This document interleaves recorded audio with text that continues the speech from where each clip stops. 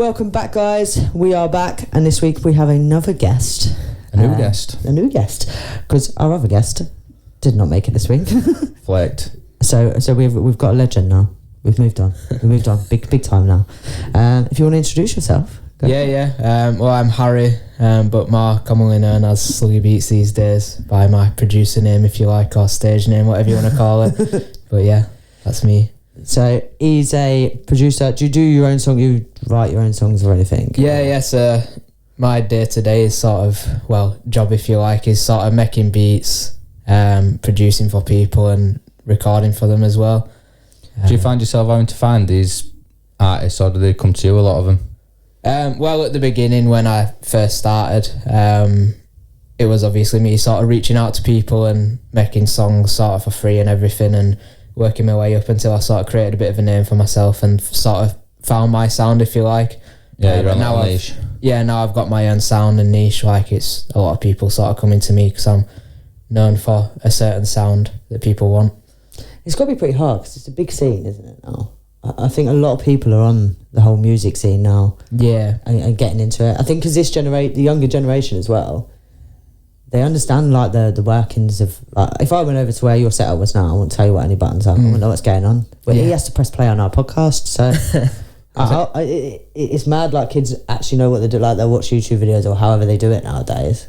They do, but I think the younger generation as well. How old are you now? I'm 23.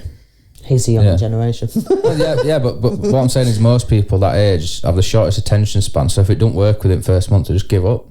Yeah, this is true. There's no dedication. Yeah. So you just got, because how long did it start when you started, how long did it take before you started seeing momentum when you were booked in all the time? I've been doing this particular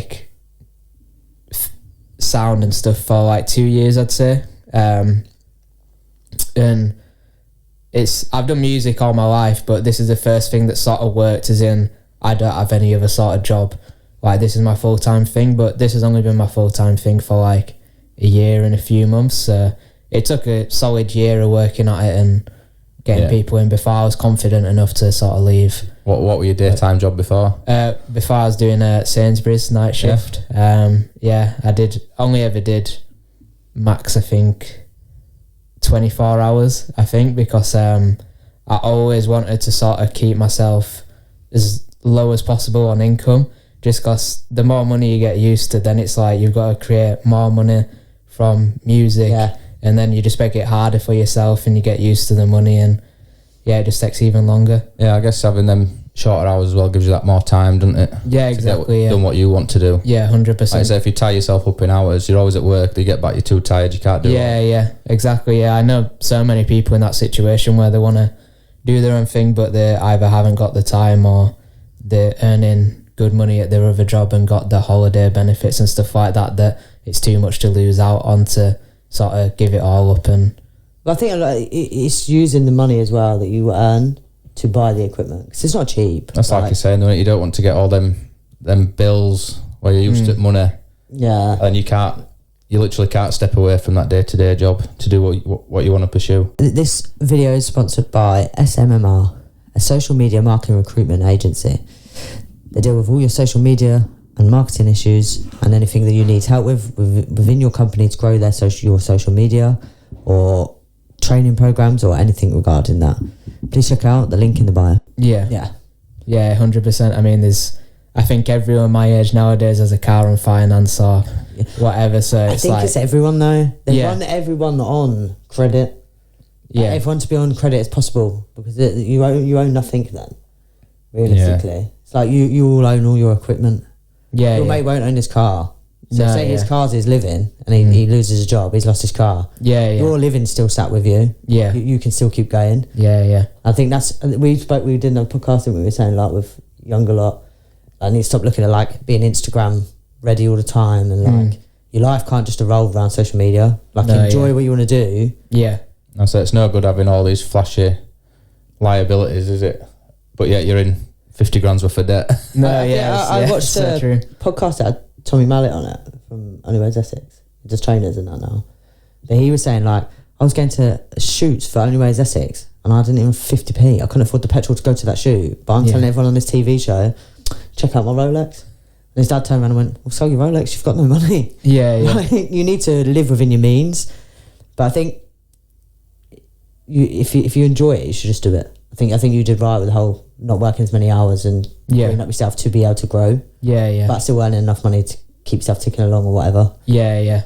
Yeah, it's a bit of a battle, isn't it? Because you need money to start a business, but then you need time, and it's finding the right balance. And I think, if anything, you've got to sacrifice a lot of things to sort of get to where you want to go. Like, I feel like for that whole year where I was working on my business, I wouldn't really go out and see friends, or like I'd spend as little money as possible. Like, I know, like, during lockdown and stuff, the only time I could really meet with friends were like they'd go to Starbucks and get a coffee, but I'd like come with a coffee that I made at home just to like save that few quid.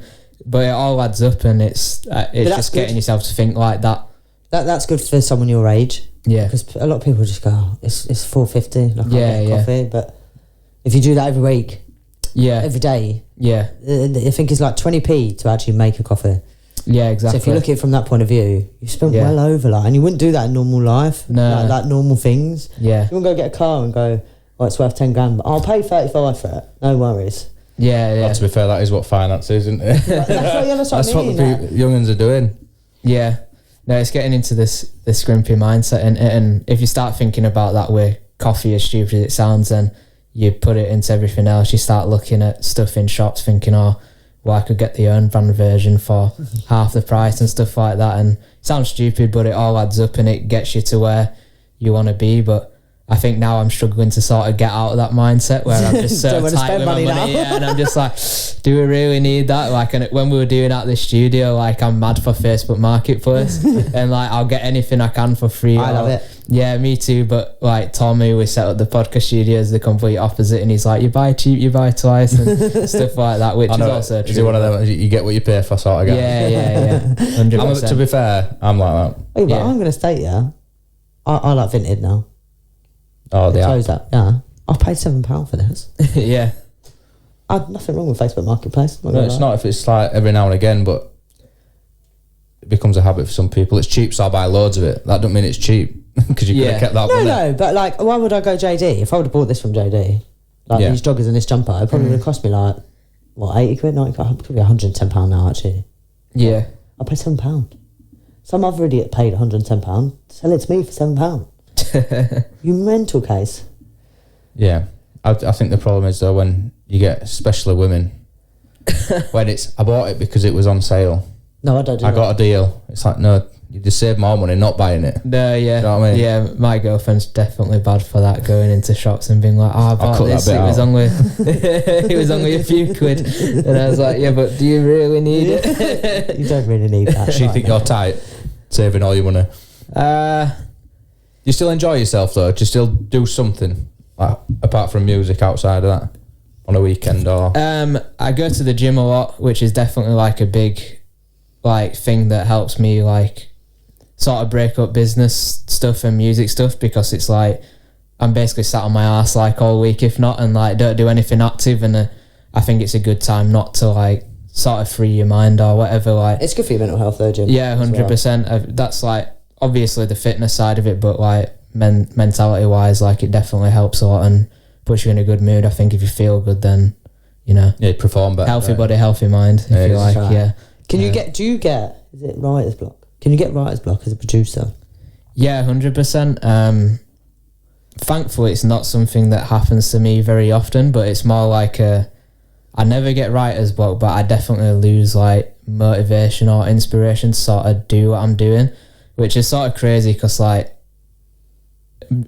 music is a job, it's like a dream, innit? And it's like, wow, as if you can do music, but then sometimes like I know like sort of coming out of Christmas and New Year's, like I was completely not motivated for it, and like, I think it's everyone though. Yeah, I said to you, didn't I, a week when I met with you last week? So I can't be bothered to do anything at the moment. No motivation for anything. I think it's the winter as well and the weather that does it to you. But yeah, I never thought I'd be like wake up unhappy to sort of do music, but like I guess like you said, the gym and having things to break it up helps, because if all you was doing was sat there doing it, you'd start hating it, wouldn't you? Yeah, definitely. Yeah, it's definitely not healthy to just constantly be working. But On the producing side, would you get people that will come and say, like, I'd wrote a song, would they give you the lyrics for you to find a beat to it? Or do you find a beat and send it to that, like, what way does it go? Do you put your beat out and someone hears it and goes, actually that match with this I'll song? jump on that. Yeah, it's a bit of both, really. Like, so what I do is I have a website where I'll post, like, all the beats that I make, and they're all on YouTube, which is sort of like what kicked off for me, like people finding my beats on YouTube, and then they'd search me up and be like, oh, he's only from down road, I'll come record with him and get the beat off him at the same time, because it just makes sense. But then obviously there's other situations where when you sort of get to the bigger artists, they don't want a beat that everyone else has had that's on YouTube. They want something that's made custom to them or only for them. So then in that case, they might either send me vocals they've recorded and I make a beat around that, or I'll just make them a bunch of beats, send them, and but if they like one, they like one. If they don't, they don't. So yeah, it's really just depends who it is and what the... Do you have obviously from saying that, you've got some people, obviously like you say, you've got your niche of what you like to do. Yeah.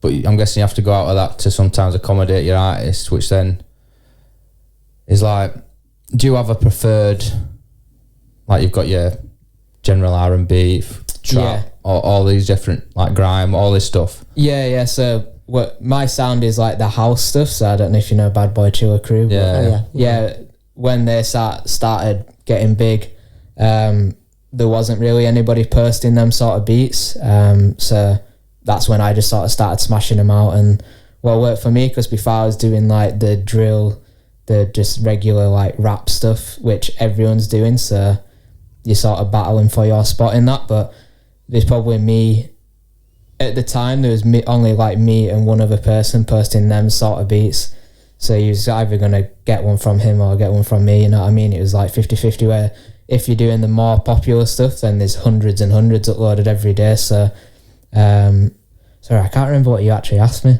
I was going somewhere with this.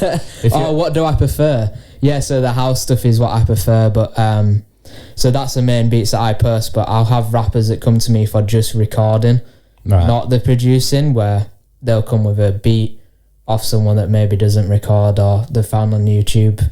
Could be someone's made that beat in America, but they come in to record it here, you know. It's just... Would you tune it? Say like you was listening to it and you went, well, I think it's a bit off here. Why don't you like add this? Like you're missing like where there should be a good drop. You're missing that drop. Yeah, definitely like rearrange beats sometimes, and like I think that's what separates you from everyone else, like the way you do certain things. Like even recording something, even though you're on the beats made and you're recording the vocals, you can still get very creative with it. Yeah. And that's what like keeps people coming back, because they love a certain thing you did to their song, sort of thing. So yeah, if there's any recording engineers out there watching this, then definitely get creative with what you're doing, because if you just record the song, anyone can realistically do that who's doing the recording stuff. So it's a fine art though in the music. To be fair though, it's weird, because I when I listen to Bad Boy Chiller Crew, I just feel like garage is back. Do you know what I mean? It makes me feel like garage vibes. So it's weird, like there's no one like them at the moment that makes me go, oh, garage. Because I used to listen to like Heartless Crew and things like that when I was younger. Like, I grew up near like West Drayton, so like everything was garage. Everything was. I can't remember growing up, like when like R&B songs come out, but we wouldn't be like running down the road singing R&B songs. I wouldn't be sitting like, you shouldn't let me love you. It weren't happening. We were singing like MC Neat and things like that. It's weird. I don't know, but after that singing, that's even is that good a catch? No, you better tune it on this. But I feel like garage is gone. I rarely hear like garage. Yeah, now. I'd say garage is not that popular at the minute, but I think house music in general is something that's making like a huge sort of comeback. And my family was big into old school 90s. A house. Your dad loves house. Yeah. His dad loves house. Yeah, it's mad. But it's that, it don't matter what mood you're in, if you've got that on and speakers are up, it puts you in a good mood, doesn't it? Yeah, 100%. It's never a depressing feeling. See, I'm weird, man. Like, I have to be in a mood to listen to music where Sarah will listen to music at home to put her in a mood. Yeah, like to get a vibe from something. She'll listen to music. Yeah. She could listen to, like, she listens to rock music, so it's very different. But someone screaming at me doesn't appeal to me. No, well, I look at Sarah in the kitchen and she's like living her best life. Do you know what I mean? I'm like, the guy's just shouting at you. Like, be offended. That genre doesn't apply to me either. No, it's not my thing. Massive for me. But my brother is. My brother's huge on it. It goes down to download every year, doesn't it? Oh, does it? Goes raving to all bloody. Couldn't name you one artist he listens to. Oh well. But yeah, it's just screaming. I'm surprised he listens to that. Your dad? Yeah, I think he's just rebelling. Yeah, 100%. I think music's probably the one thing. I feel like it has definitely changed now, though. Like, I feel like all songs sound the same in the charts. Oh, mainstream? Yeah, like mainstream songs all sound. But do you even have TV channel? You know, like Channel U? Would you remember Channel U? And Channel 8? I'm assuming it's like a Kerrang sort of thing. Yeah, but it was like, that's where like N-Dubs formed. Yeah, you used to text him. You used to text him what song you wanted. He's so young. But do they not have that anymore? Like, how does everyone just go on Spotify now? I don't think I've seen a music channel. Obviously, you still got your normal ones, but they're just big radio stations, really, aren't they? So is it found mostly on YouTube? Yeah, I think so. Or Spotify or SoundCloud. It's all so easy. SoundCloud's still a thing? Yeah. Oh my lord. SoundCloud's meant for remixes as well. I have SoundCloud's the biggest platform for me. Is it? Yeah, like in terms of streams, like what I get on Spotify in a month, I'll get on a week in SoundCloud. That's crazy. Like different. Yeah, but it's because I think I get it though with Spotify, because unless you look for the song, or you literally go onto like their chart thing and then like scroll through it, you get bored halfway through. The only time I get new songs on Spotify is, like at the bottom it says like a recommended for you. Yeah. Say if I've listened to Dave once, then I'll get like Dave's album. Yeah. So, see, SoundCloud, I like it because I don't know if you can find the normal songs, but most of them that I ever listened to, there'll be a mainstream song, but it will be remixed. And it was so much better.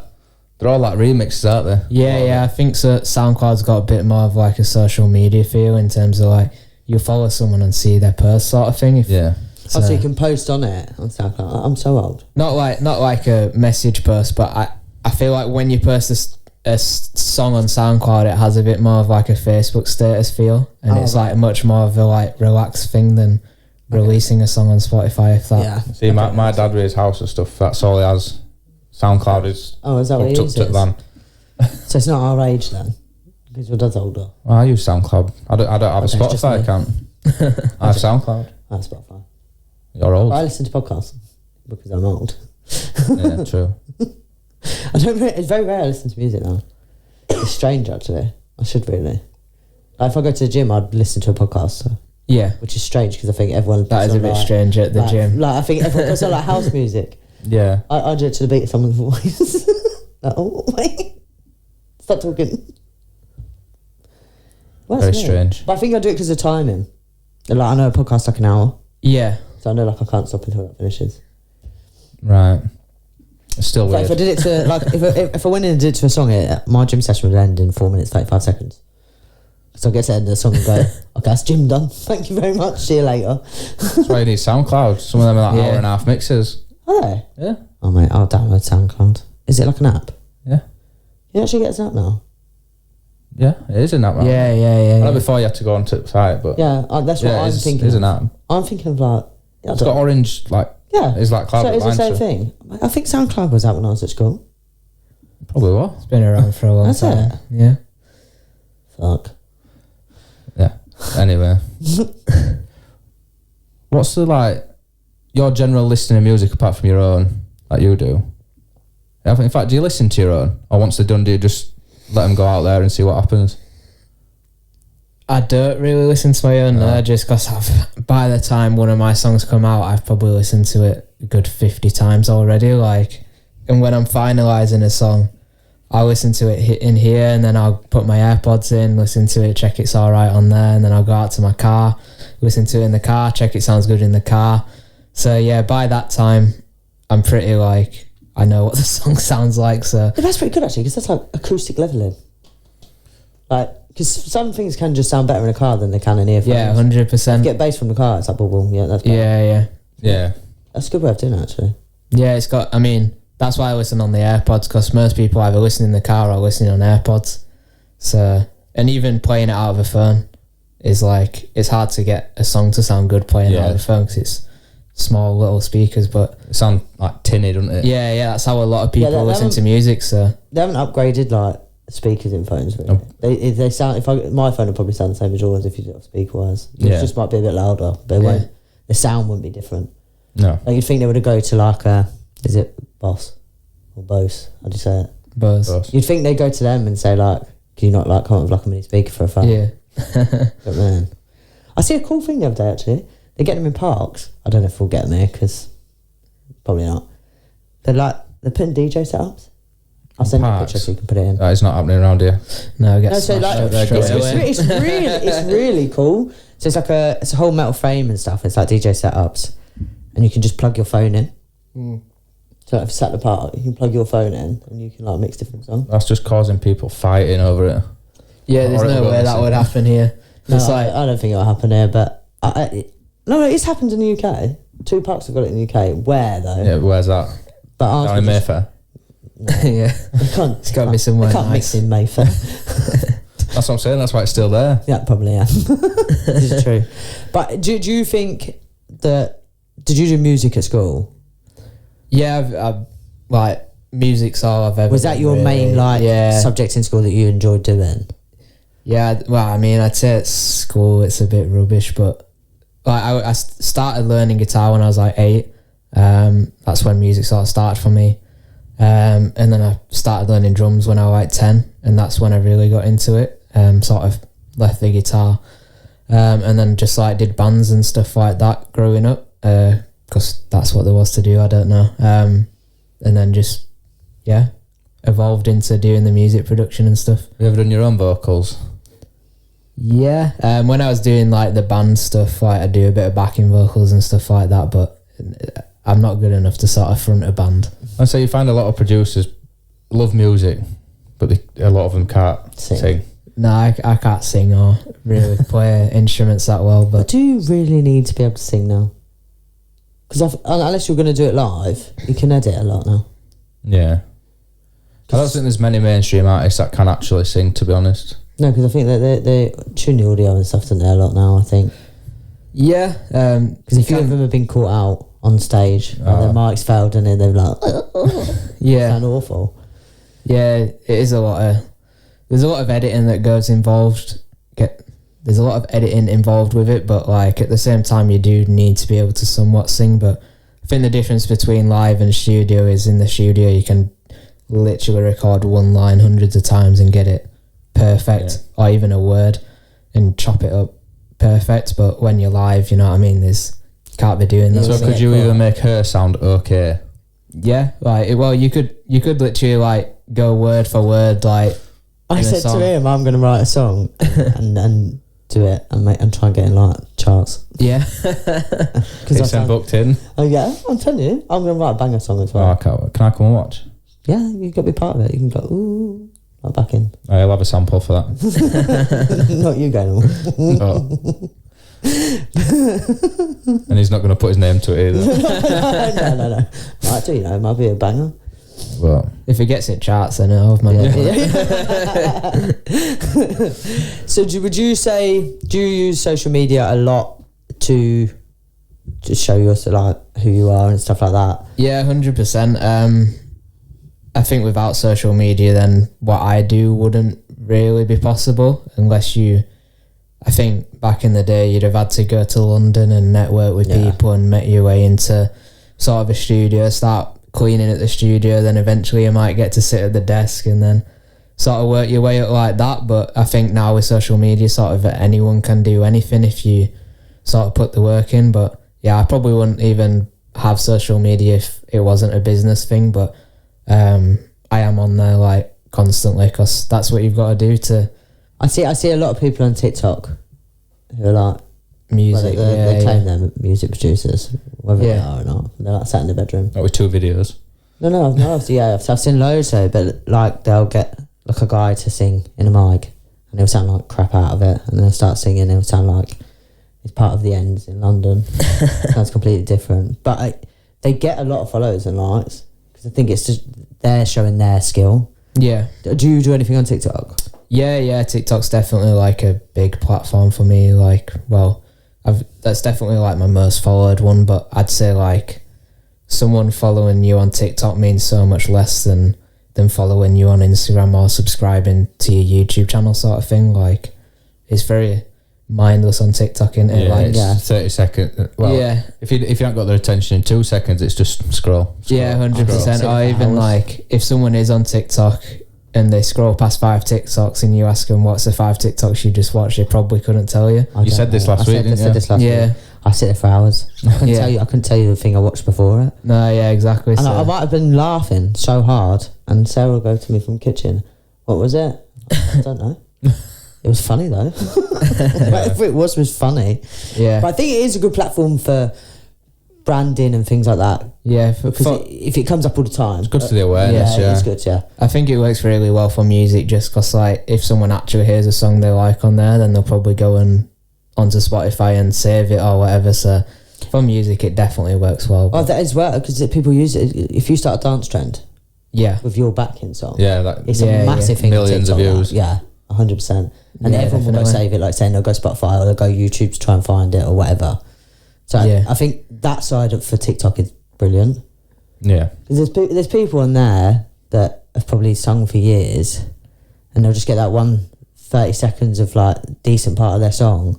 Yeah, blow up, and it's like they would never have got noticed before. Like saying they would have had to go to London and try and beg their CDs to people and stuff like that. CDs. You're old. They still do it, you know. CDs.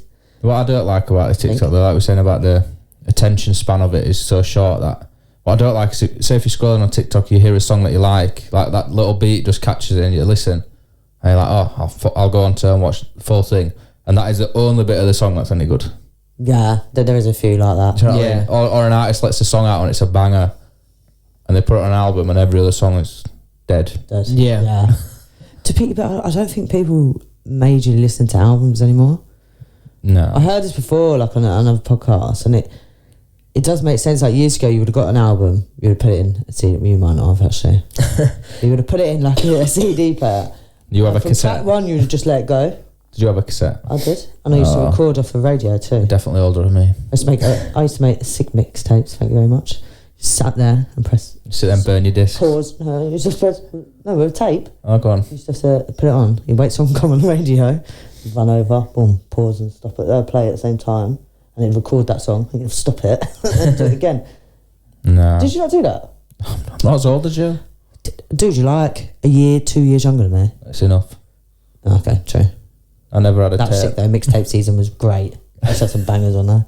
What was I on about then? No idea. TikTok. Something about TikTok. Oh no, people don't listen to albums anymore properly. Like years ago, if you had an album, say it was Adele, the first song would start it. It'd be like a storyline. That's probably a bad example because I bet she sells more albums than anyone. No, that's what I'm saying. People don't listen to it like they used to though. No.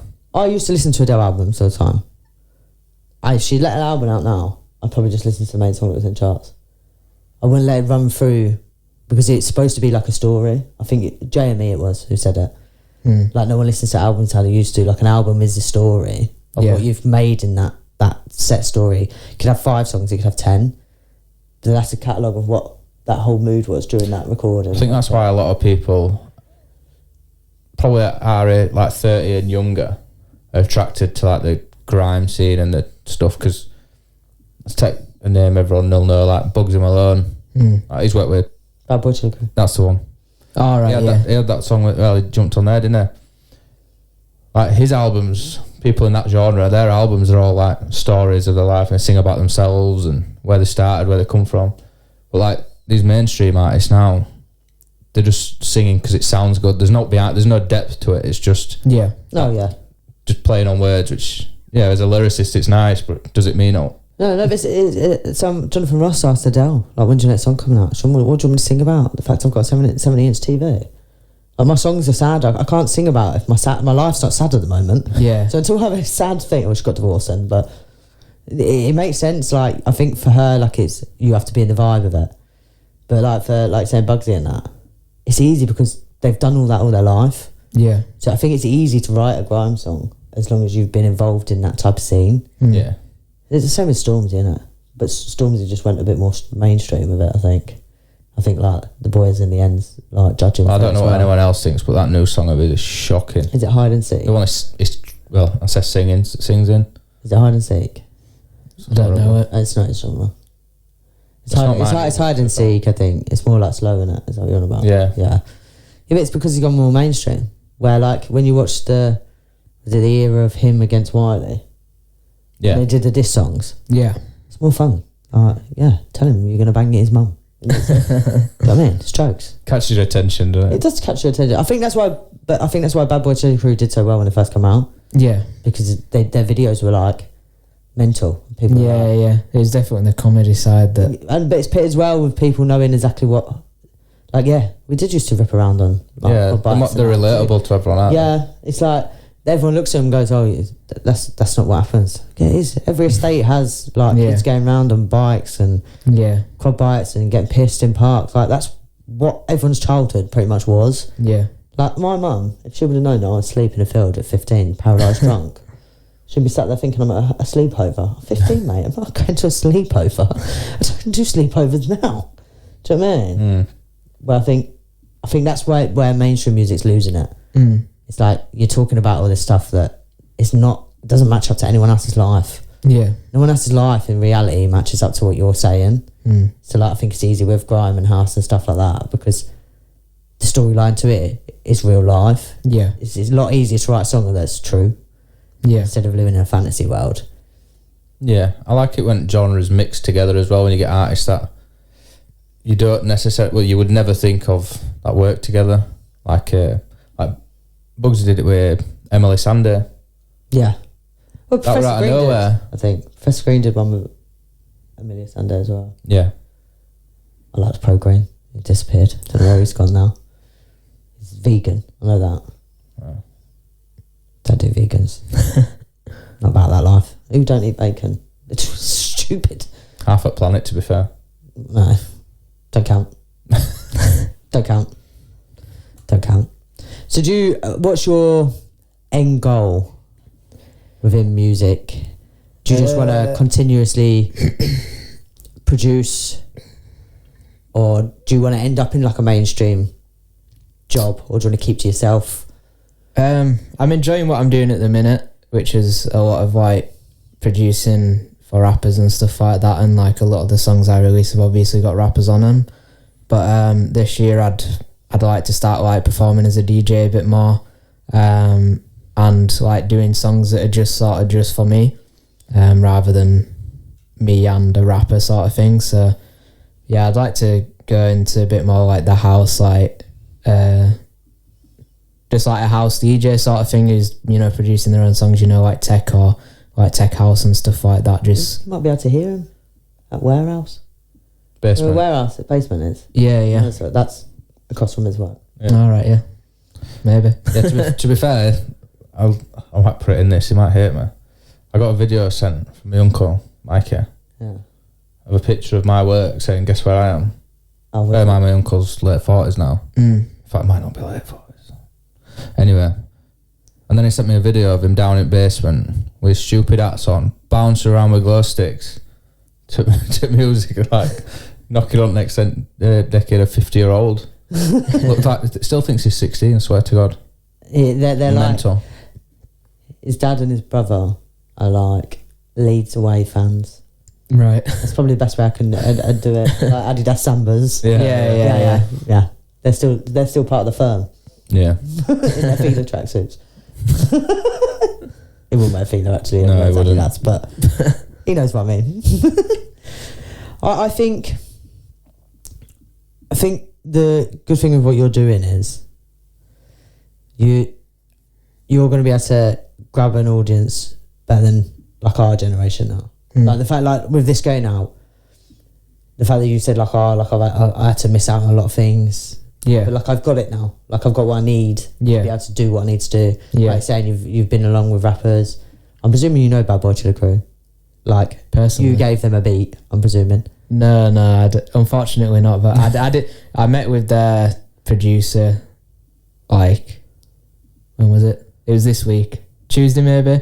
But I was in their studio with them. But sort of when like they sort of just have a producer that produces Just every single one of their songs and DJs with them live. So you find that with a lot of the bigger artists that they have sort of one set producer. That's like Eminem and Dre, wasn't it? Yeah, Yeah, I suppose it makes sense because it's like you're saying, once you found like your type of how you want. I was chatting. I did a podcast with him, and I was chatting to him, and he basically said that they sort of worked together and sort of created a sound together that they like. So it doesn't make sense for them to waste their time getting something out of another producer when they know that they've got that sound already. Oh, I don't know much about that.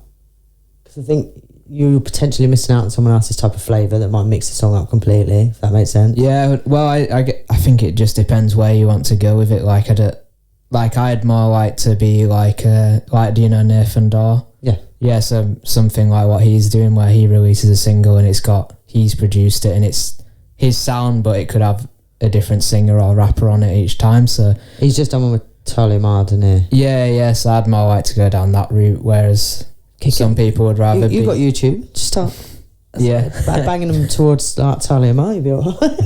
Yeah, it's just getting to those people and so you just need that one big break and then everyone knows you. Yeah. And everyone comes to you then and then you're like, I can't fill this out for my diary's full. Yeah, I'm sorry, I can't make it this week. Yeah, 100%. It's just finding your sound in it and working. Well, you've mentioned Bugsy Malone a few times. I don't know if you've heard his new song, That Out of Nowhere. Yeah, there's a bit more house bass. Well, the producer for that, I used to go to his studio in Sheffield, and he posted one TikTok and it. Yeah, it's his lad that he met off TikTok. Yeah, it's one there in his bedroom. The video's like in the like the front of a house. Yeah, he like blew up a bit before that he did the same thing where he said, I've got a beat for Bugsy, but he did one for Tom Zanetti. Oh, right. Yeah. But then like everyone just loved the song as it was without even Tom Zanetti on it. So then that song just blew up and he released that himself. And then since he's done songs with Silky, I don't know if you know Silky. I don't. Do you know? Do you know Tom Zanetti? Yeah, I know Tom Zanetti. Do you know that Flight Mode song? I think I know Flight Mode. Well, anyway, Silky's on that song, but anyways, I think I know Flight Mode. Yeah, and then he's worked his way up to Bugsy, and it's in the charts. And see what I mean? That's see what I mean? Power of TikTok. Yeah, definitely. I think TikTok probably for music is probably because you aren't really watching, you are listening more than you're watching. How did you find it with YouTube? Like for reaching out to people and stuff like that.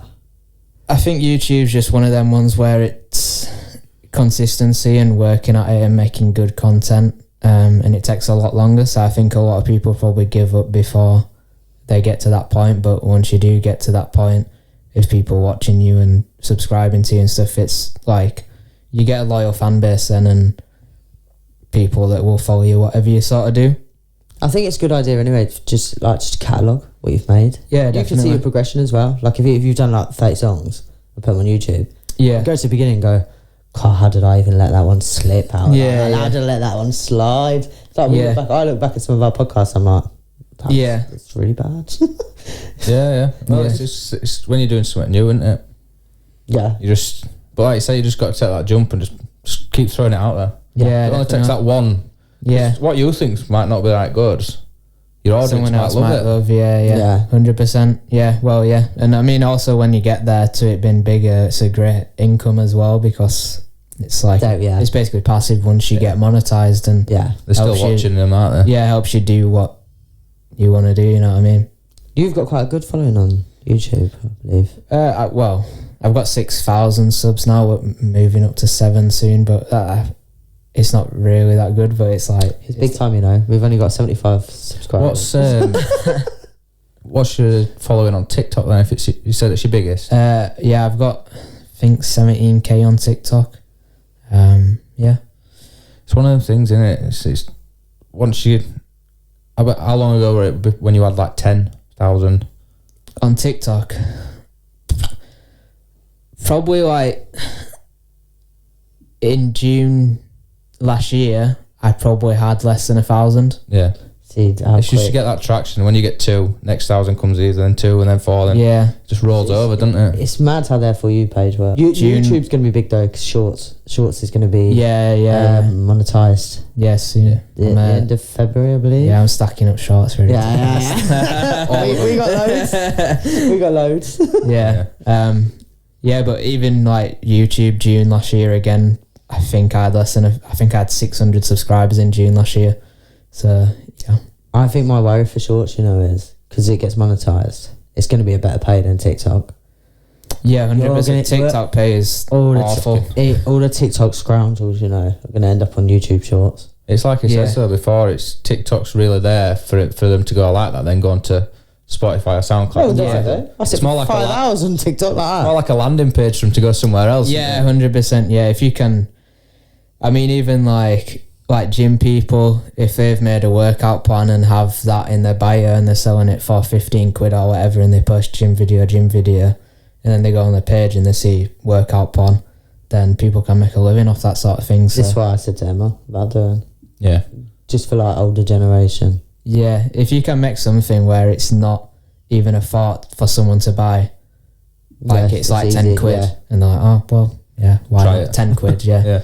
Why it's not? never going to work. So yeah, and you get hundreds of people on your page a day. I think so. It's crazy how like social media just went bang. Do you get a lot from Instagram?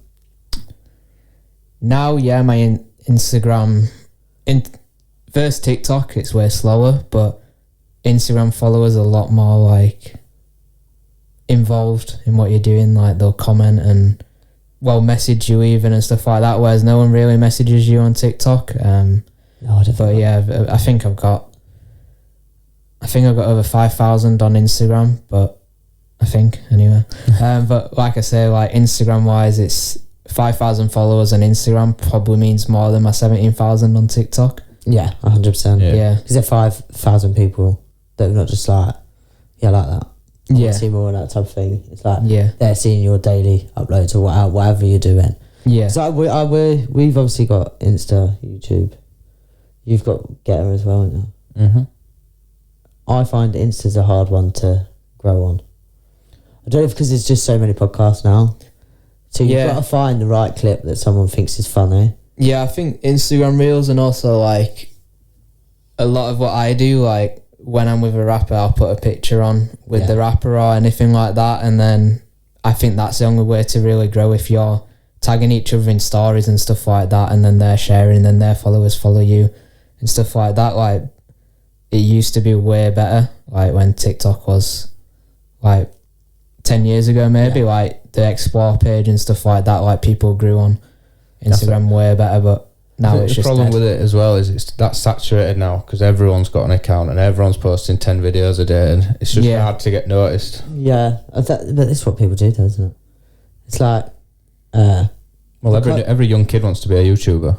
Yeah, now that's all they want to do. They don't want to get a proper job.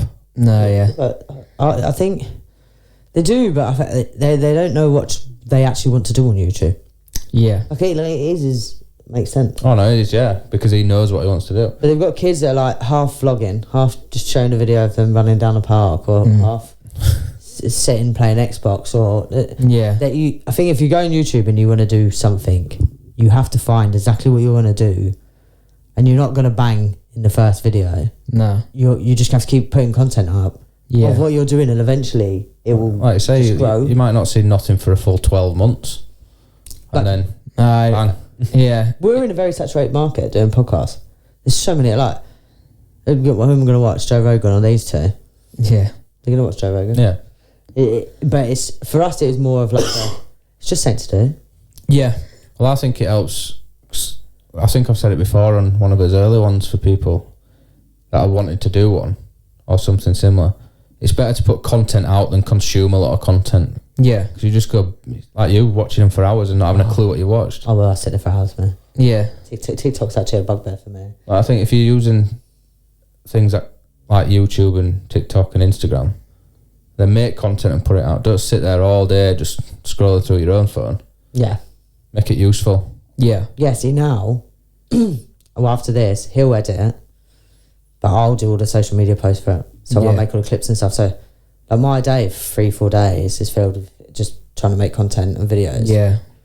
I think kids just make the video and put them up. So there's more to it. You can't just like, I'll bang this up. Yeah. You can tell that you filmed it with your like Samsung S5 around the park. You've got to put a lot into it. I think. So do you know your music? Do you copyright your music? Not really. Like for YouTube and stuff, like people can put it in the videos and it won't get copyrighted. Sometimes I do get problems though, where like a rapper might buy the beat and then copyright it. But like they're not obviously meant to do that. And sometimes it just happens automatically, like through distributing it. So there has been issues in the past. But yeah, I can imagine now. Yeah. Can you prove it's yours though? Yeah, but it's just a pain. Yeah. Can you imagine that? I'll prove it to you, mate. Tell me what key that is then. I know, because I did it here. How about that? Yeah. It's I think music's a slippery business as well. 100%, yeah. Yeah, it's a slippery business. Like, people will just undermine or... Well, if you can take everything without doing hard work, yeah, people do it, don't they? Yeah, this is true. Because like when... It's like an Elvis song. If someone like remixed it now, does that go to Elvis then? I know he's dead, but does it go to like... How does it work? Like, you've got to pay for samples, haven't you? Yeah, I mean, if you just bang it, that's why SoundCloud's good, because it's not like a monetization thing. You just bang it up and it's remixes and you can do that. I mean, you can bang it on YouTube, you just can't earn money off it. But when it comes to releasing it on like Spotify and stuff like that, you'd have to get the sample cleared, they call it, which unless you're signed to a label or anything like that, you're not going to know the person to ask to get it cleared. That's true, yeah. Sort of doing... Would that be pricey? So like H has done this. Oh baby, what's that? Yeah, it's like old school. Do you reckon that would have been like a lot of bag for him to pay out? It depends what deal they agreed on. It like it could be like there's some producers like where they might have done a remix of a sample and it's blown up, and then it's come to releasing it and they might have to give 100% of what that song earns to the person that has the sample. It just happens. Yeah, I'm guessing there's a few ways you could do it, and I'm guessing you could either... Yeah, it's not huge, buy it. If you're the person that earns it, you can just say, well, I want 100 grand or I want or everything it makes. Or, yeah, it's just depends deal by deal. Like but commission, couldn't you, sort of thing, or a royalty sort of thing. Yeah, wrong business. Well, it's just made a job there. You could be a sample manager, go around, get involved with all these people, and set samples down and get percentages. Get my mixtape out again. No, yeah. Recording and playing at the same time. So you're going to Google this, trust me, your mind will be blown. No, I'm not. Alright, fine. I'm interested to see what music looks like in like 10 years. No, I won't want to listen to it. Because you can't slag them off, right? Because it becomes a very big thing apparently. But like K-pop is very big apparently. Yeah, it's huge. I don't get it. I don't understand it. No, I think it's shit. You can't slag no one off. You might want to work with it. Oh yeah, we should say it. Like, who have you worked with? This is a good point. Probably no one you'll know. No, but they might. Our age is rubbing off on the biggest artist I've worked with is a guy called Marky B from Bradford. I've actually heard of Marky. Have you? Yes, yeah. Because of Sean. Two of my mates are from Bradford, so like they listen. Oh, right, okay. Yeah. Well, yeah, a lot of Bradford artists that are like, it's a bit of an underground niche scene, so if you're in that scene, then you'll definitely know the people I've worked with, but if not, then you just wouldn't. But yeah. I like it. Yeah, like I say, Marky B, got a few songs with him. Probably biggest artist I've worked with from what I can think of. Is it networking easier involved in like more like stush music? So like with being with him, yeah, would you get a lot more clientele because of him? Yeah, definitely. I think it's just like validation in a way. Like, yeah, like he's alright. It's like if you like with your podcast, if you got someone huge on like, I don't know, Will Ferrell came on your podcast or something like that, like, and you such a random name from a young'un. Yeah, I think I don't know why that came into mind, but then if you ask someone down the road, oh, do you want to come on our podcast? Will Ferrell's been on it, then they're gonna be like, well, yeah, Will Ferrell's been on, then I'll be on. So it's like if you work with a big artist, then everyone's like, oh, he's worked with so-and-so, so I want to work with him. I'm so banging the title of this video, Will Ferrell on the podcast. Well, yeah, you got to do a bit of a fake it till you make it thing. Like, I know, like, producers that have... A lot of producers will put, like, credits in the bio of who they've worked with, and people will just put, like, Drake. And, like, they just haven't, but, like, it's a bit of a fake it till you make it thing. Then they'll be like, surely, it wasn't the Drake, it was someone else. Yeah, surely I'd question that, man. Oh. So I was like, it's credit. Oh, Drake and John. You're only charging £50 an John hour from Sainsbury's and Drake. That's a mix up. I mean, with some people you can obviously tell straight away, but sometimes, like, if you do it right, like, I know people that go as far as they'll create, like, fake FaceTime calls, so they'll edit, like, a picture of them and someone else and put their little picture in the corner and be like, oh, song with Drake coming soon or whatever. Because, like, producers do a thing where they'll offer, like, paid collabs. So say I wanted to work with, like, a bigger producer, I could pay to make a beat with them for the chance that they might send it to someone. Yeah. So, like, there's a lot of producers out there that'll blag that they're working with, like, big artists and they're just not. But they can also mug people off. Like, well, you pay for that. That's exactly what it is. It's most time, like, it's a lot of... There's a lot of definitely, like, what is it, smoke and mirrors in the music biz. Snaky business, you know. Yeah, 100%. How do you think this scene, I don't know how different it'd be, like, from up north to down south? Because obviously everyone thinks of music and thinks like London, it's like where all like rap and stuff's from. Yeah. It's such a different beat up here to down. Like, yeah. This house stuff is, the Bad Boy Chill Crew stuff is definitely northern based, but you do get like listener wise, I think London love listening to it just as much as we do, but in terms of actually making the music, it just doesn't suit London, I don't think, making that sort of thing. So you are starting to get like London rappers trying to do it, but it's just not the same. I see, I'm from down south, but if like when we used to listen to music down south, obviously my family live up here. Yeah. So I come up and my cousin would be like, oh yeah, there's a Wigan Pier CD or whatever, like Wigan Pier music and things like that. I take it down south, I'm like, what is this shit? Yeah. Like, it's an absolute banger, what are you talking about? Yeah. It's like it's just good. It's like it just didn't work down there. Yeah, no, it's just a different vibe, and it's a city. It's weird though. It's strange because like they're rapping about the same thing. Yeah. Like, yeah, I stabbed him. Yeah, I stabbed him and all. It's weird that it doesn't. It's just like a few different beats just changes the whole direction of how it sounds to that up here. Yeah, it does. Because you really like Bugsy, didn't you? Yeah. Where from Manchester. Yeah, that's what I mean. Like, he doesn't massively appeal. But saying that, I don't mind, and other artists like that are from London, like going back some years when I listened to these, but like Akala, I think like Kano. Yeah, Kano. Yeah, but that's why they're like GOAT level. Wretch, them sort of old school. They're like GOAT level. Yeah. They ended up mainstream realistically. Like a lot of Wretch played to and stuff. Wretch did, yeah. Like Heartless Crew, they didn't really make it like mainstream. But I think if I would have said Heartless Crew up here, there's only like one song that people up here would probably know. Well, yeah, because I said who you on about, and you showed me one song. I know that one. Like Casualty theme tune. Like, it's the only one anyone ever knows. I don't even know if they know it from that or from Lock, Stock and Two Smoking Barrels. I don't know. Yeah, that's where I knew it from. Let's see. Have you even seen that film? What film, sorry? Lock, Stock and Two Smoking Barrels. No. Oh my days. See what I mean? You need to watch this. Your life will be changed. You'll be like, I'm a Londoner now. No, not that far. Don't watch it if you don't want to watch it. How long do people sing for? Like hours?